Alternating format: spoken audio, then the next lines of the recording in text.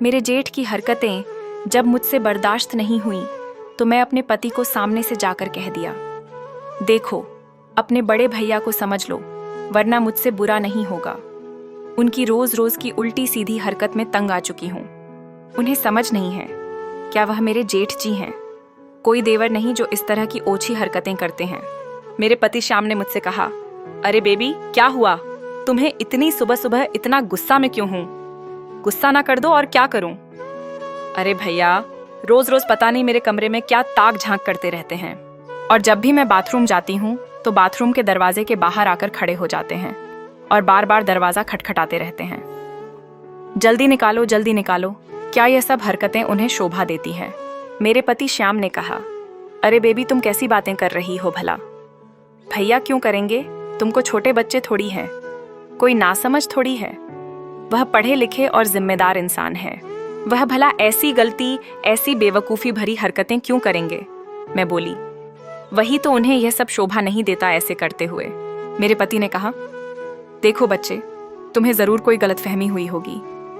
मेरे बड़े भैया ऐसे नहीं हैं, तुम उनके बारे में ऐसी उल्टी सीधी बातें मत करो, और ध्यान रखना, यह बातें घर में किसी और के सामने करना भी मत, नहीं तो मुझसे बुरा कोई नहीं होगा। हमारी जो कंपनी है उसके 70% मालिक बड़े भैया ही है।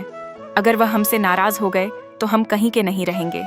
मेरे पति की बातें सुनकर मैं दंग रह गई। वह अपने बड़े भैया के खिलाफ एक बात तक सुनने को तैयार नहीं थे। मैं सोचने लगी, अपने पति को समझाने से अच्छा है डायरेक्ट अपने जेठ को ही मैं खुद अपने तरीके से समझाऊं। मैं सही वक्त का इंतजार करने लगी, और एक दिन ऐसा आया कि सबको किसी की शादी में दूसरे गांव जाना पड़ा, लेकिन मेरे जेठ जी के पास ऑफिस में ज्यादा काम था, इसलिए वह नहीं गए, और उन्हें की सेवा में घर वाले मुझे घर पर छोड़ गए कि जेठ जी आएंगे तो मैं उन्हें खाना बना कर दूंगी। मेरी जेठानी मेरे जेठ जी के साथ नहीं रहती। उनका 1 साल पहले ही लड़ाई हो गया था, जिसकी वजह से दोनों अलग अलग ही रहते थे। मैंने ठान लिया, आज की रात जब जेठ जी घर पर आएंगे तो सबसे पहले मैं उनसे सवाल जवाब करूंगी कि आखिर वह मेरे कमरे में क्या ताक झझांक करते हैं, और वह बार बार मेरे बाथरूम के आगे क्यों खड़े हो जाते हैं।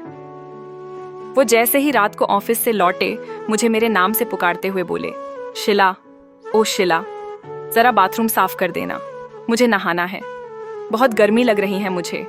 मैं उनकी बातें सुनकर चकित रह गई। उनकी बातों से ऐसा लग रहा था जैसे कि मैं उनकी नौकरानी हूँ। मैं दौड़कर उनके कमरे में गई। मैंने देखा वो कपड़े बदल रहे थे।